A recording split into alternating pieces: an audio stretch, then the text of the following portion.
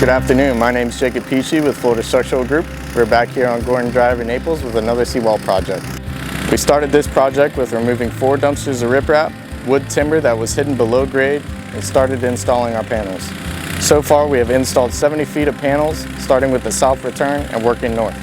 This project will consist of 175 feet of grade shoe line panels, 19 tie rods, and 10 dead men, followed by approved beach sand. To keep up with this project and many more, tune into our website at floridastructuralgroup.com.